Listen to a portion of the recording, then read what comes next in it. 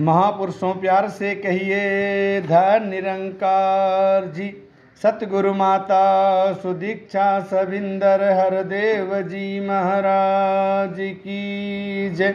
महापुरुषों, जनवरी का महीना बहुत ही सुखद, पावन और आनंदमयी। इस महीने में साकार सतगुरु के दर्शन करने का नागपुर की धरती पर मौका मिला और वो अलौकिक दिव्य नूरानी नज़ारा सतगुरु माता सुदीक्षा सविंदर हरदेव जी महाराज परम आदरणीय निरंकारी राजपिता जी के पावन पवित्र दर्शन करके जहाँ ये रूहें गदगद हुई, वहीं एक एक ऐसे पुरातन संत महात्मा गुरसिख भगत के जीवनी से बहुत कुछ इस समागम में सीखने का अवसर भी प्राप्त हुआ सतगुरु की कृपा से। और इसी के कारण दास चैनल के माध्यम से निरंकारी मिशन की पत्र पत्रिका इस चैनल पर अपलोड न कर पाया, तो दास इसके लिए भी क्षमा प्रार्थी है। और एक बार पुनः सतगुरु की कृपा से आप सभी संत महापुरुषों के चरणों में निरंकारी मिशन के एक पुस्तक अध्यात्म और विज्ञान, जिसको संकलन तथा संपादन CL गुलाटी और हरजीत निषाद जी ने किया है, तो दास इसी पुस्तक का सहारा लेकर के इसी पुस्तक को ज्यों का त्यों आप सभी संत महापुरुषों के श्री चरणों में समर्पित करेगा। जहां हम आज भौतिकता की दौड़ में दिन रात परेशान हैं, समय के अभाव में सतगुरु की कृपा से हम सभी के पास मोबाइल है, तो इसका सदुपयोग कर पाएँ। आज सतगुरु का भी यही ध्येय है, इसीलिए ऑनलाइन समागम का लाइव प्रसारण, कहीं भी समागम होता है उसका लाइव प्रसारण, और वॉइस डिवाइन, ऐसे तमाम ऐसे निरंकारी चैनल हैं जिसके माध्यम से हम जब चाहें, जहां चाहें, जिस समय चाहें सतगुरु के आशीर्वादों के पात्र बन सकते हैं। उसी में एक कड़ी निरंकारी बुक समरी, जिस पे अपने मिशन की सभी पुस्तकें दास का प्रयास है कि इसे अपलोड किया जाए ज्यों का त्यों, तो उसी में आज का ये छोटा सा प्रयास। पुस्तक का नाम है अध्यात्म और विज्ञान। भौतिकतावाद। सतगुरु बाबा हरदेव सिंह जी महाराज ने एक बार अपने विचारों में फरमाया कि भौतिकतावाद के कारण आज लोगों का ध्यान उस ओर चला जाता है जिधर विज्ञान की उपलब्धियों के कारण धन संपत्तियों और सुख समृद्धियों की चकाचौंध है। लेकिन हम आध्यात्मिक पहलू को देखें तो यह दुनिया दो भागों में बटी हुई है। एक वे जो विज्ञान के आविष्कारों से चमत्कृत हैं और जो प्रायः विज्ञान का दुरुपयोग करते हुए लोगों को पीड़ा पहुंचा रहे हैं। दूसरे वो जो आध्यात्मिक रूप से बहुत समृद्ध हैं और जो प्यार, नम्रता, सहानुभूति जैसे सद्गुणों से भरे हुए हैं। विज्ञान का उपयोग आध्यात्मिकता को अपना कर करना होगा, अन्यथा आज कुछ हुआ तो कोई यह बताने वाला भी नहीं बचेगा कि कब, क्या और कैसे हुआ। संत महापुरुष अध्यात्म और विज्ञान के समन्वय द्वारा हमारी ऊर्जा को सही दिशा देकर सही ढंग से विज्ञान का इस्तेमाल करना सिखाते हैं। जिस प्रकार एक छुरी डॉक्टर के पास होती है और एक कातिल के पास भी, लेकिन एक जीवन की रक्षा के लिए इसका इस्तेमाल करता है तो दूसरा जीवन को नष्ट करता है। विज्ञान का उपयोग आध्यात्मिकता को अपनाते हुए करना होगा ताकि विज्ञान मानवता का श्रृंगार बने, संहार नहीं। बाबा गुरबचन सिंह जी महाराज ने अपने विचारों में फरमाया, अगर कोई महात्मा महापुरुष सच को जानने वाला इंसानों को रूहानियत आध्यात्म की सही तालीम दे सके, रूहानियत का महफूम सार तत्व समझा सके, तो इंसान आत्मा और परमात्मा के वजूद से, इनकी हस्ती से कभी इनकार नहीं कर सकता, नास्तिक नहीं बन सकता।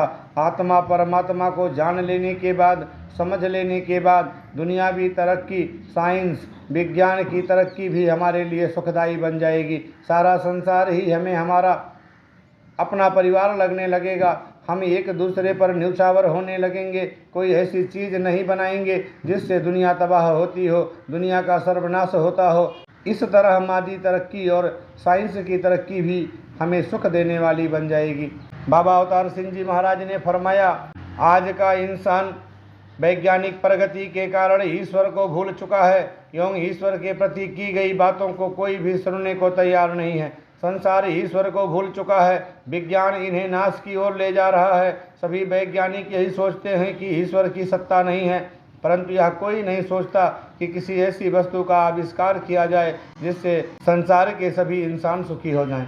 आगे पुस्तक में निवेदन किया गया है, आध्यात्म परम तत्व निराकार प्रभु परमात्मा से मिलन तथा उससे उत्पन्न आनंद की चर्चा करता है, उसकी अनुभूति कराता है। आध्यात्मिक ज्ञान हमें यह समझने में हमारी सहायता करता है कि परमात्मा समस्त सृष्टि का रचयिता ही नहीं बल्कि इसके कण कण में समान रूप से व्याप्त है, इसका संचालन करता है। यह जन्म मरण से परे एक ऐसी शाश्वत परम सत्ता है जो सगुण भी है और निर्गुण भी।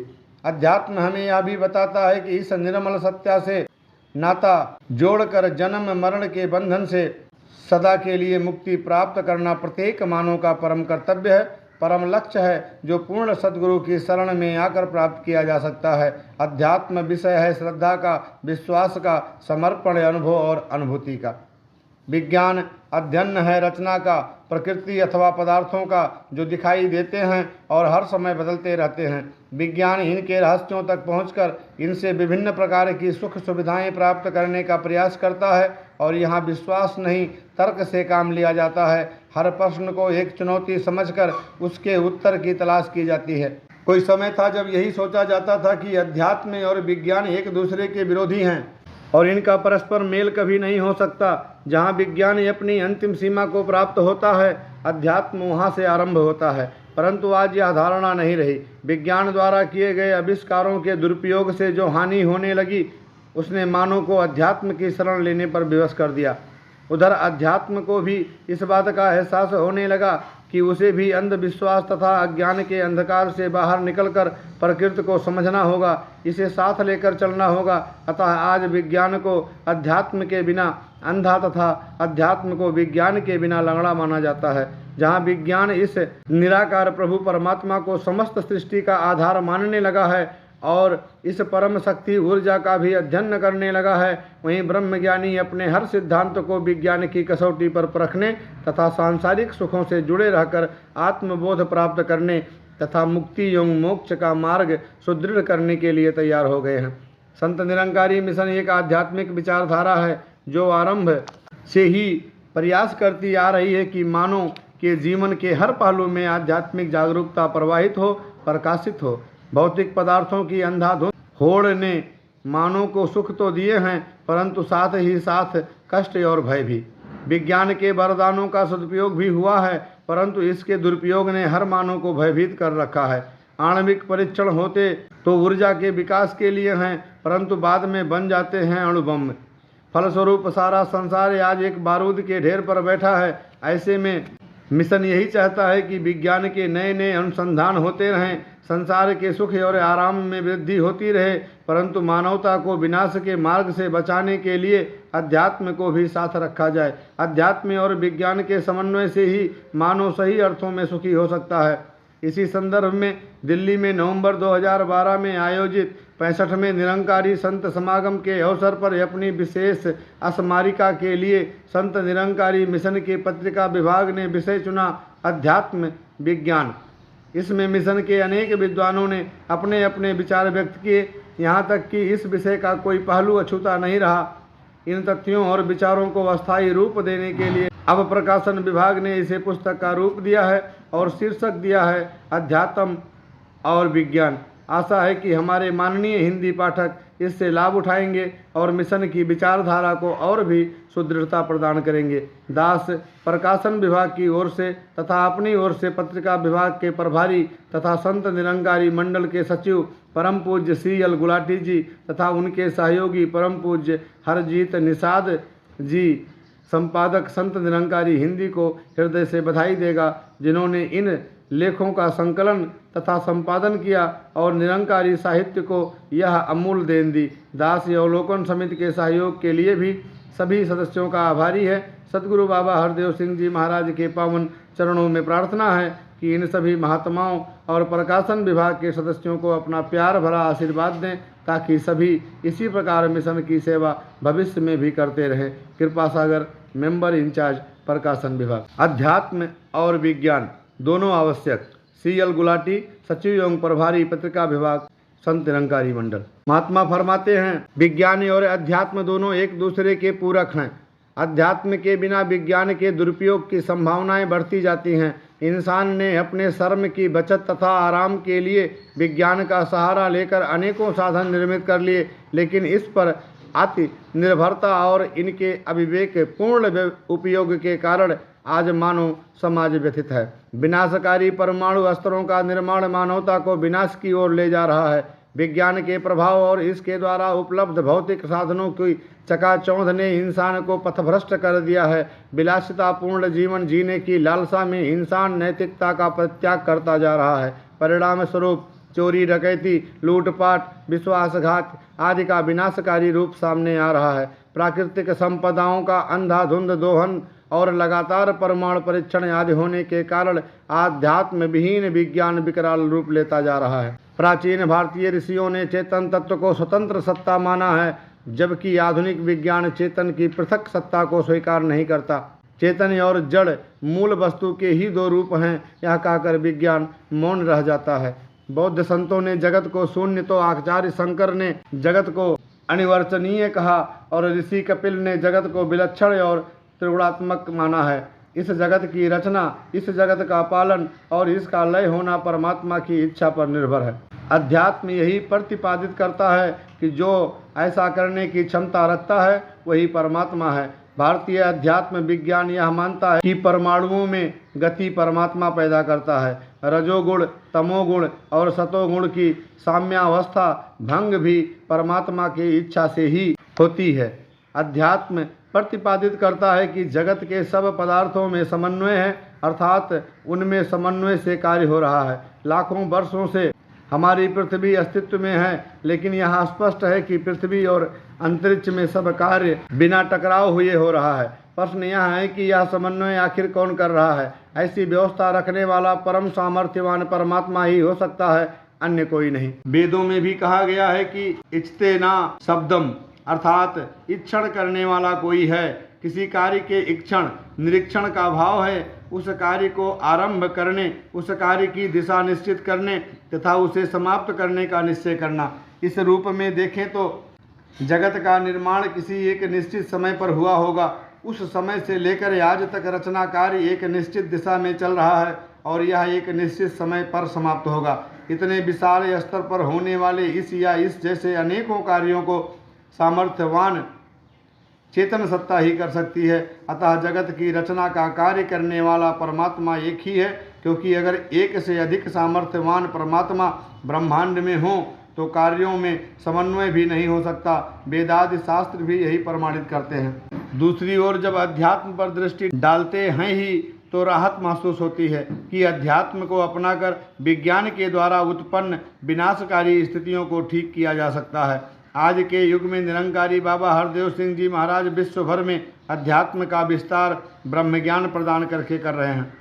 ऐतिहासिक तौर पर भी देखें तो हजरत यीशु मसीह जी के समय की पवित्र बाइबिल, मोहम्मद साहब जी के समय का पाक कुरान, भगवान राम जी के समय का रामायण, भगवान श्री कृष्ण जी के समय का गीता, गुरु साहिबान के समय आदि ग्रंथ इत्यादि सामने आए। उनके समय में ज्ञान प्रचार के तत्कालीन समय के साथ साथ संस्कृति व रस्म व रिवाज भी बनते रहे।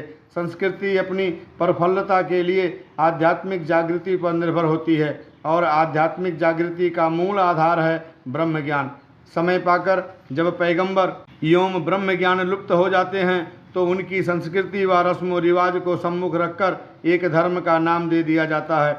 ऐसी संस्कृतियों के कारण समय समय पर हिंदू, मुस्लिम, सिख, ईसाई आदि समूह प्रकट हुए।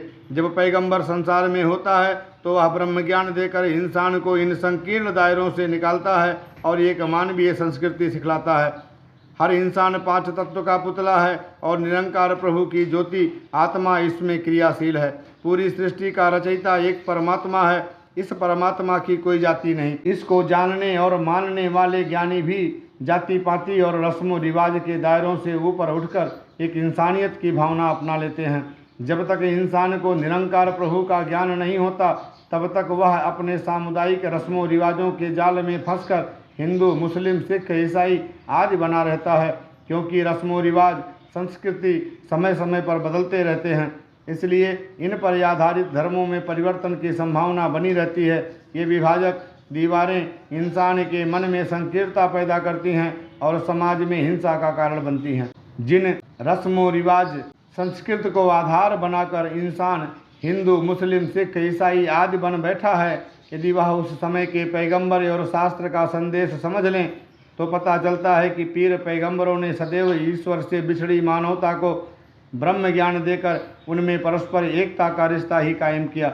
इंसान से दूरियां और आपसी प्यार का अभाव धर्म की गिरावट का प्रतीक है। विज्ञान और इसके द्वारा निर्मित बमों का विस्फोट भी उतना खतरनाक नहीं है जितना कि मानव के विभाजन से उत्पन्न होने वाला खतरा। मानव मन का विश्लेषण करने पर हम पाते हैं कि मानव के बीच जब प्यार नहीं होता तो सत्कार भी नहीं होता, जब सत्कार नहीं होता तो विश्वास नहीं होता, और विश्वास नहीं होता तो नफरतें जन्म ले लगती हैं।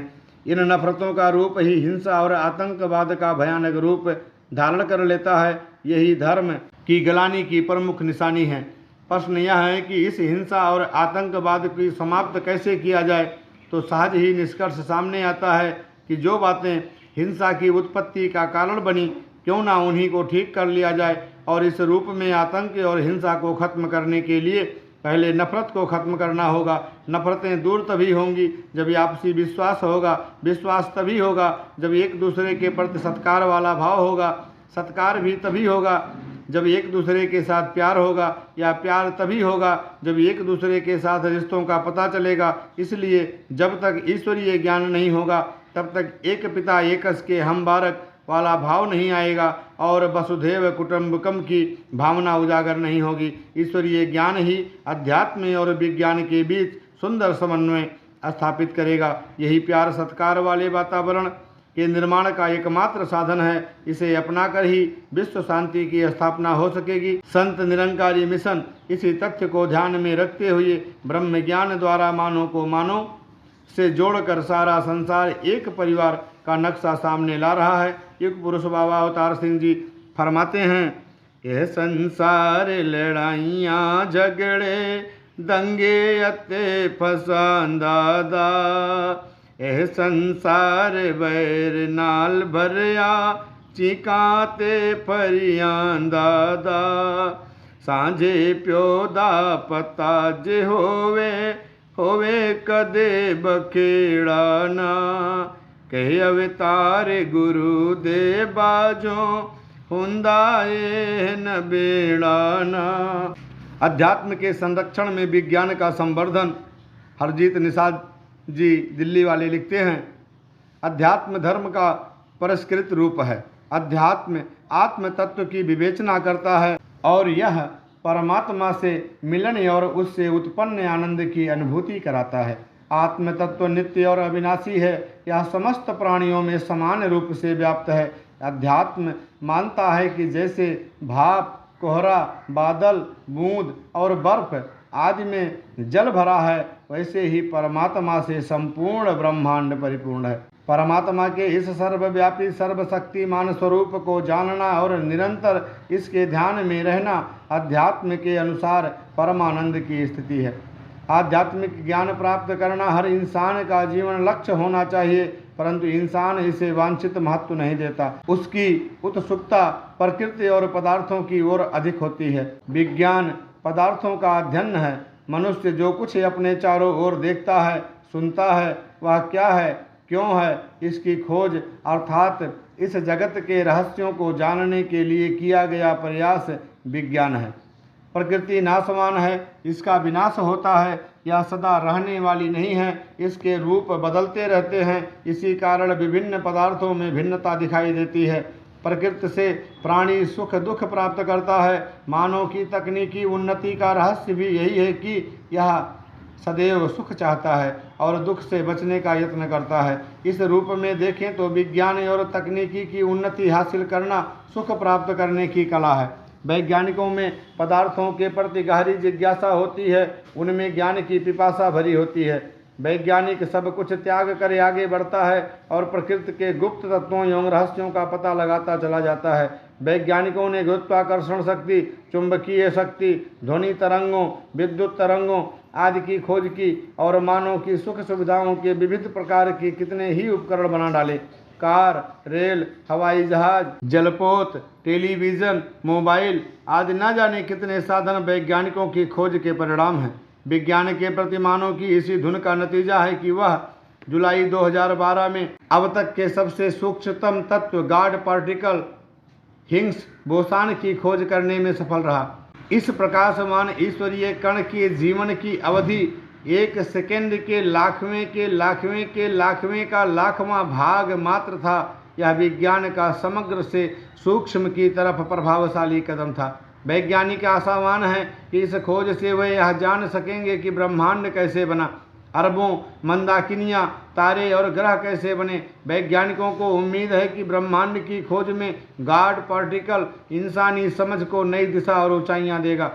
यह भी एक स्थापित तथ्य है कि जो पदार्थ हम अपने चारों ओर देखते हैं वह नजर आ रहे ब्रह्मांड का मात्र 4% ही है। वैज्ञानिक मानते हैं कि शेष ब्रह्मांड रहस्यपूर्ण डार्क मैटर और डार्क एनर्जी से मिलकर बना है।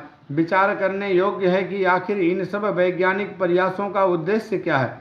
इंसान आज प्रकृति को जानने के लिए जो कुछ कर सकता है, प्रकृति उसका अनंत गुना अधिक कर सकती है। पृथ्वी की गुरुत्वाकर्षण शक्ति भारी से भारी पदार्थ को टुकड़े टुकड़े कर सकती है, कितनी भी विद्युत शक्ति वाली वस्तु को दूर फेंक सकती है। आसमान में चमकने वाली लाखों वाट की बिजली भी आखिर पृथ्वी का क्या बिगाड़ पाती है। पृथ्वी जड़ है और जड़ के अनुकरण से अधिक लाभप्रद है चेतन का अनुकरण।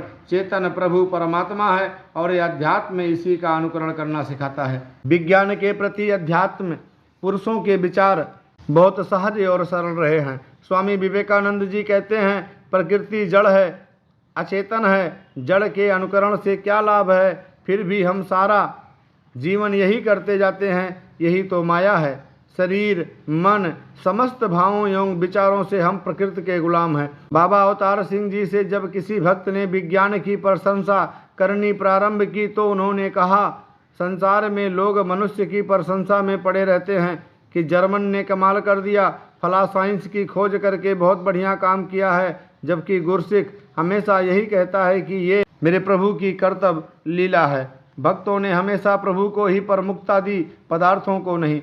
स्पष्ट है कि विज्ञान प्रकृति को ही सब कुछ मानकर तल्लीन रहता है और महापुरुष प्रकृति के पार जाता है, आनंद के सागर में गोते लगाकर आनंदित होता है।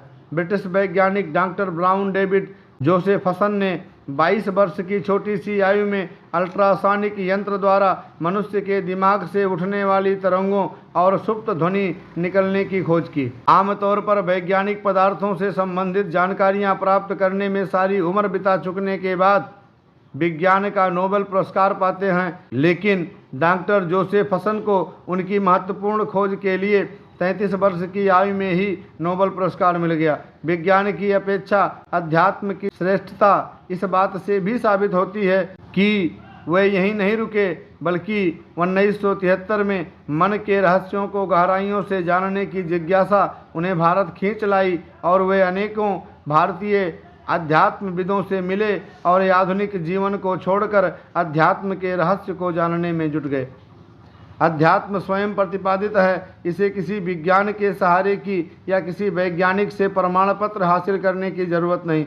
ठीक उसी तरह से जैसे कि एक माँ बच्चे को प्यार करती है और इस ममत्व भरे प्यार को प्रमाणित करने की जरूरत नहीं होती।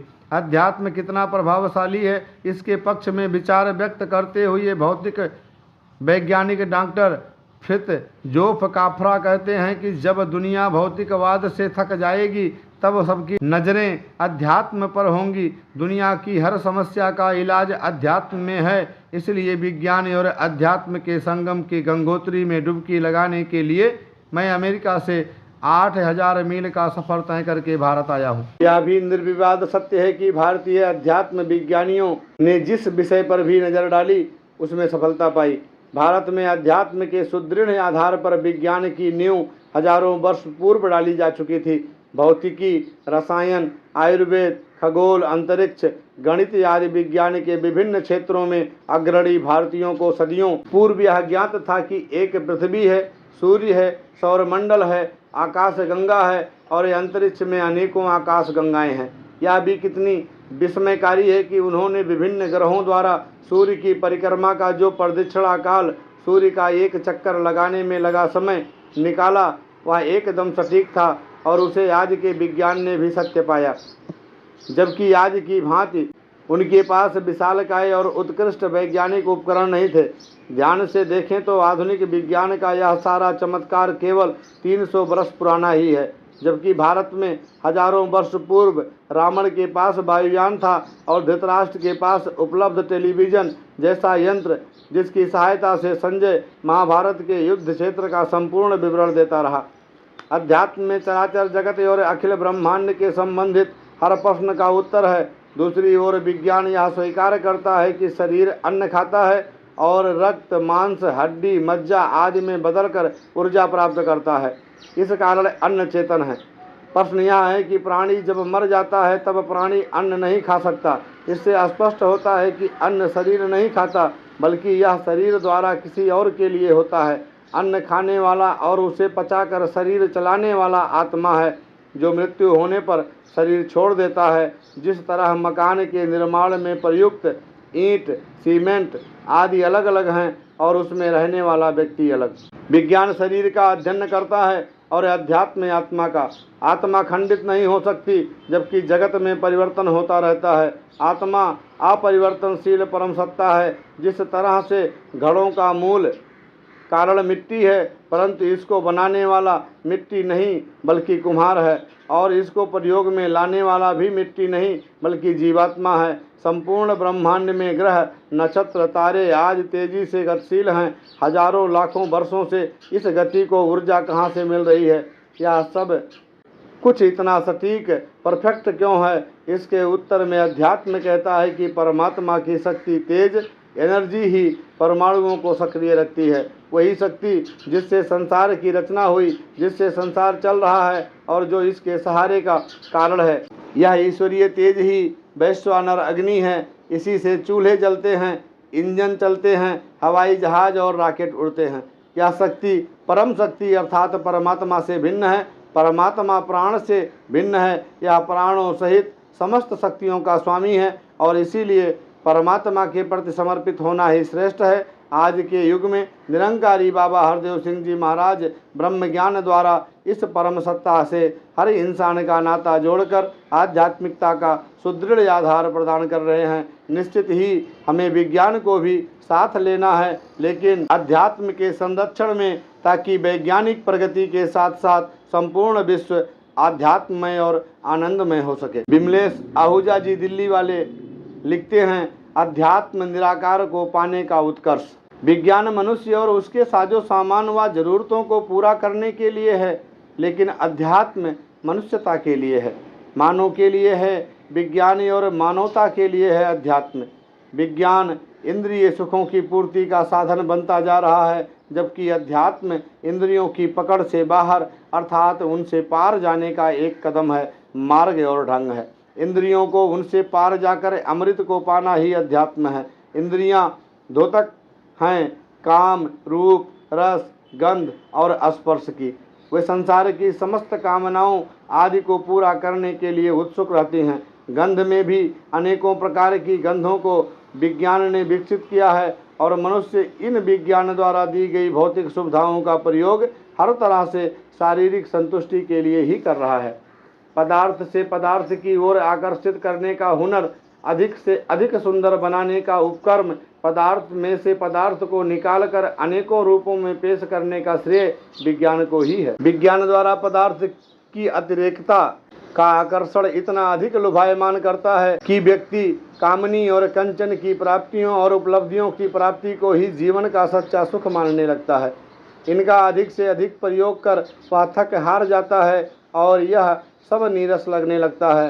फिर भी विज्ञान पदार्थ को और शुद्धतम रूप देकर, सजा संवार कर अनेकों तरीकों और रास्तों से मनुष्य की सहायता कर रहा है, परंतु पदार्थ तो पदार्थ ही है जिसमें जीवन नहीं है। पदार्थ को तो अपने होने का भी पता नहीं है। विज्ञान कार्य कुशलता का प्रमाण है।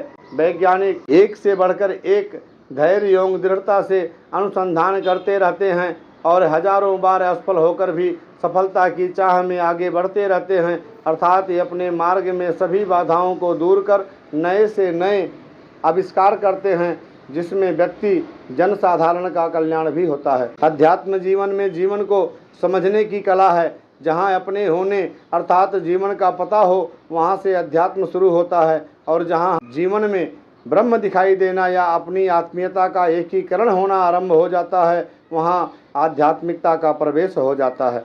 विज्ञान को अक्सर अध्यात्म के अवरोध के रूप में मानकर देखा गया है। विज्ञान अध्यात्म का विरोध नहीं है, बल्कि विज्ञान का विकास अध्यात्म की राह को कहीं कहीं आसान भी कर देता है। विज्ञान में ज्ञान निहित है और ज्ञान के विकास में विज्ञान का हाथ है।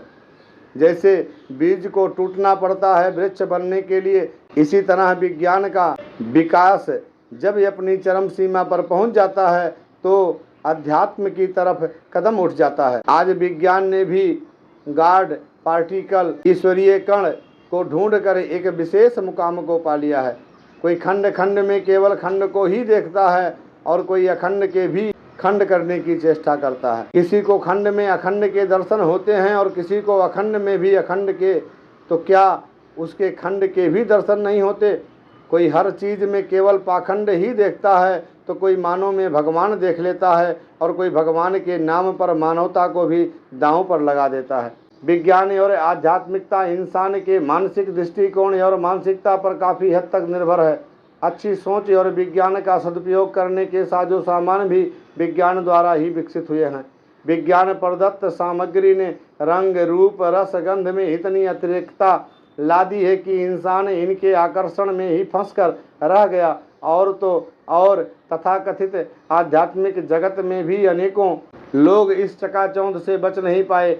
आस्तिकता और आध्यात्मिकता के नाम पर मानव के बल, परिश्रम और कार्यकुशलता का शोषण कर अपनी छवि को प्रभावशाली बनाने हेतु मीडिया, प्रचार प्रसार इत्यादि और वैज्ञानिक उपकरण भी दुरुपयोग के साधन बने हैं। सही और उचित मानसिकता आध्यात्म में भी मानव के उत्थान का कारण बनती हैं। अध्यात्म में पूजा पाठ तंत्र मंत्र इत्यादि भी हैं और उनका अंधा अनुकरण कर्मकांड को पोषित भी करता है। वस्तुतः शरीर मन और हृदय का संतुलन ही अध्यात्म की पराकाष्ठा पर पहुंचा सकता है। अर्थात शरीर मन हृदय के संतुलन से जागरूकता पैदा हो पाएगी। जागृत अवस्था में किया हुआ कोई भी कार्य स्वतः ही आध्यात्मिक होगा। जागरूकता आंतरिक चेतना में परिवर्तन लाती है और मनुष्य मनुष्यता को समझने लगता है। मनुष्यता को वही समझ सकता है जिसे निराकार प्रभु का एहसास हो। जब निराकार का एहसास हो जाता है तब कह उठते हैं, विज्ञान साकार के उपकारों एवं आविष्कारों का उत्कर्ष, अध्यात्म निराकार को जीवन में अपनाने का निष्कर्ष।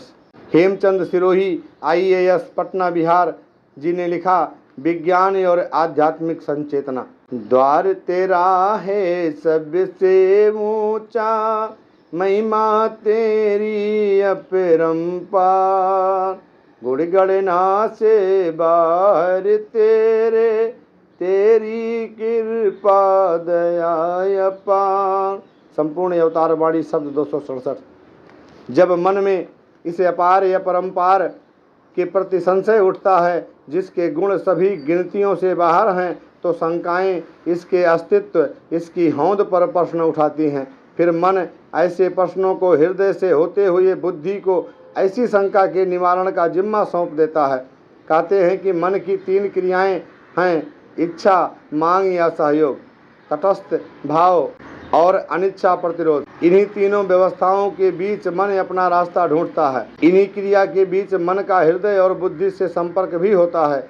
मन और बुद्धि के विचारों सोच के सम्मिश्रण से सृजित व्यवहार समूह, सेट ऑफ बिहेवियरल पैटर्न को हम हृदय कहते हैं। बुद्धि विचारों सोच के सम्मिश्रण से सृजित व्यवहार समूह के बीच रहकर भी उन्मुक्त रहती है और समय और अवसर के अनुसार चतुराई से, बड़ी दक्षता व निपुणता से उछलकर इनसे बाहर भी चली जाती है। विचारों सोच के सम्मिश्रण और सृजित व्यवहार समूह की उपज, प्रोडक्ट की इसी चतुराई को हम बुद्धि कहते हैं। विशाल हृदय वो होते हैं जिनके मन और बुद्धि के विचारों के सम्मिश्रण में हृदय की चाशनी मिली रहती है। परंतु जब ये तीनों मिलकर सदृश भावों से सोचने में असफल रहते हैं, तब इन तीनों के बीच संघर्ष होता है, जिसमें सबसे पहले हृदय सिमटकर अलग हो जाता है, फिर मन संकुचित हो जाता है या एक तरफ हो जाता है, और इस प्रक्रिया में फिर केवल बचता है बुद्धि का राज। हृदय पर इस प्रक्रिया में कई बार स्थूल प्रभाव भी होते हैं, जैसे रक्तचाप बढ़ जाना या कम हो जाना आदि, जो मन और बुद्धि के समन्वय को प्रभावित करते हैं। विज्ञान बुद्धि को प्रभावित कर विचारों, सोच के सम्मिश्रण और सृजित व्यवहार समूह के संतुलन को दूषित कर बुद्धि तत्व की ओर कर देता है, जिससे हृदय की विशालता और मन की कोमलता कुंठित हो जाती है। यह प्रभाव इतना शक्तिशाली और भयावह भी हो सकता है कि हृदय भी विकृत हो जाता है। संपूर्ण वैज्ञानिक बुद्धि का यह पूर्वाग्रह मात्र ही होता है कि मृत्यु और जन्म की शुचिता पर भी प्रश्न करता है। मरना पूर्ण होता है, न कि थोड़ा बहुत मरा। जन्म लेना भी पूर्ण होता है। विज्ञान हर क्रिया में आवृत्ति मूलक सिद्धांत खोजता है। ये जन्म और मृत्यु के आवृत्ति कर्म, जिसे किसी प्रयोगशाला में सिद्ध करने की आवश्यकता नहीं है, के लिए भी सबूत मांगता है। विज्ञान की सोच इसे भी मात्र एक वैज्ञानिक प्रक्रिया मानती है। जीव के जन्म में स्थूल काया में एक ऐसा क्या जोड़ा जाता है जो स्थूल में प्राण संचरित करता है, और मृत्यु में इस काया से ऐसा क्या निकाला जाता है जो सभी संरचनाओं को रोक देता है। मृत्यु में सब कुछ वही रहता है, बस चेतनता का प्रभाव थम जाता है। इस चेतनता को अध्यात्म ही परिभाषित कर सकता है। वैज्ञानिक जिसे अप्रामाण्य मानते हैं, यह मानना बुद्धि के पूर्वाग्रह से बढ़कर और क्या हो सकता है। मृत्यु में कुछ निकाला नहीं जाता, बस कुछ ऐसा ही होता है जैसे विद्युत उपकरण से विद्युत प्रवाह रुक गया हो। विद्युत उपकरण के साथ जैसे बिना छेड़छाड़ के ही दूर लगे किसी स्विच या रिमोट से प्रवाह रोका जा सकता है, ऐसी ही कुछ प्रक्रिया मृत्यु की है। विद्युत प्रवाह का अपना तो कुछ भार अवश्य होता होगा, चाहे 1 मिलीग्राम का अरबवां हिस्सा, परंतु इस चेतनता तत्व के प्रवाह का तो भार भी नहीं होता। यदि होता भी है तो वैज्ञानिक अभी तक इसे सिद्ध तो नहीं कर पाए।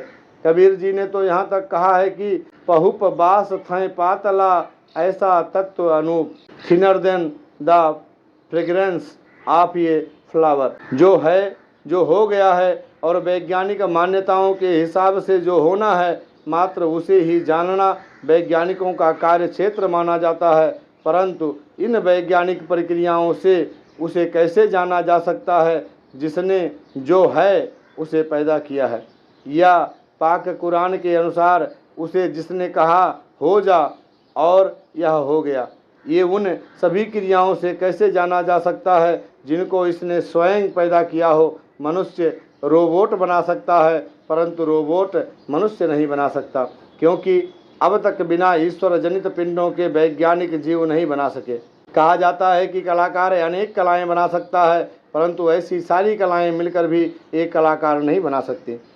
आजकल वैज्ञानिक गॉड्स पार्टिकल्स की सभी संचार माध्यमों में चर्चा कर रहे हैं, परंतु प्रश्न यह है कि पार्टिकल एक भाग को कहते हैं और गॉड्स पार्टिकल का अभिप्राय हुआ सर्वव्यापक, अस्थायी, स्थिर, निर्लिप्त, निर्विकार, निराकार, चिरानंद, अनंत, अनादि, अविनाशी, अविभाज्य ईश्वर के कण या टुकड़े।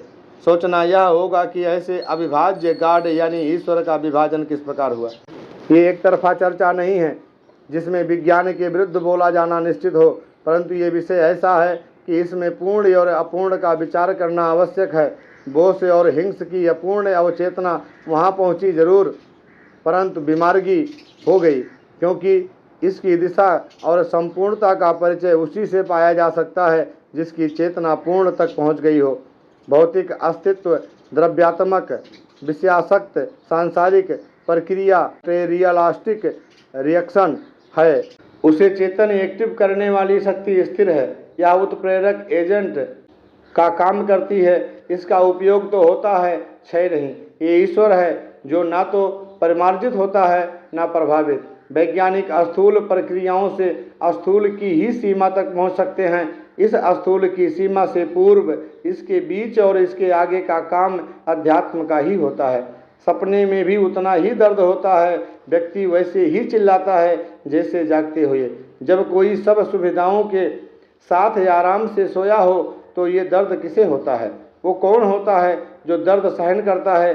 विज्ञान के पास इसका भी कोई उत्तर नहीं होगा।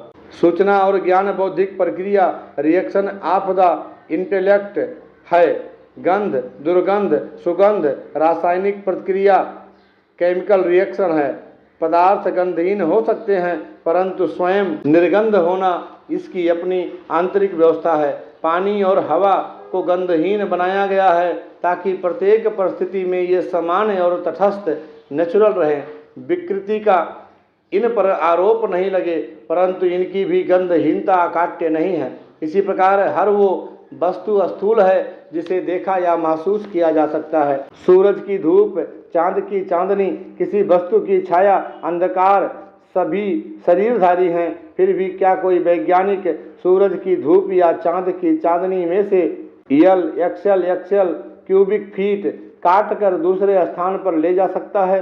या किसी भी स्थूल की छाया में से भी कुछ घन फीट काट कर दूसरी जगह ले जा सकता है और यह सिद्ध कर सकता है कि यह वही धूप, अंधेरा या छाया है जो पूर्व के स्थान से लाई गई है?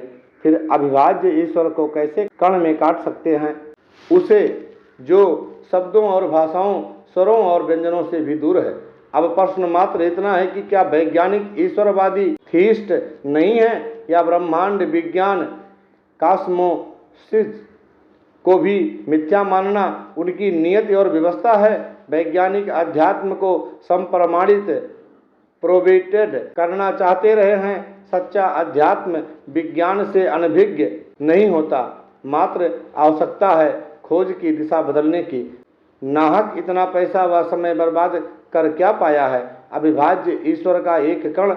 उन्हें पहले ये जानना और मानना होगा कि खालिक खलक, खलक में खालिक है, खालिक परम आत्मा है। संसार में आत्मा को छोड़ बुद्धि सूक्ष्मतम है परंतु इसे भी प्रभावित किया जा सकता है। पराशक्तियाँ भी मात्र बुद्धि या हृदय को ही प्रभावित कर पाती हैं क्योंकि आत्मा को केवल ईश्वर या शरीर रूपी परमात्मा, जिसे सतगुरु, होली मास्टर के रूप में जाना जाता है, ही प्रभावित कर सकती है। अब सोचना यह है कि जीवन भर बड़े बड़े अनुसंधान उपकरणों से भरी प्रयोगशालाओं में निरर्थक भ्रमित होते रहना है या साबुत ईश्वर को अति साधारण प्रक्रिया से पाकर फिर सकारात्मक दिशा में मानव कल्याण के लिए आगे बढ़ना है। समाधान बहुत आसान है। आओ और सतगुरु से प्रार्थना करो कि हे दीनदयाल, मेरे भ्रम मिटा दो, मुझे वो ईश्वर दो जिसे पाकर संसार की सभी भ्रांतियों से मुक्त हो। ऐसे ईश्वर की शरण में रह सकूं और कह सकूं कि कह अरु अकह दुहु ते न्यारा, different from what is said and what is not said. सत्य असत्य के पारा, outside the bounds of through and which is not A through. कहो कबीर ताहि लख जोगी, कबीर से ओ वंडर सी ओनली दैट, उतर जाय भव पारा, हाउ रिडीम्स द सोल। सत्संगत जी, दास इस वीडियो को यहीं पे विराम देगा।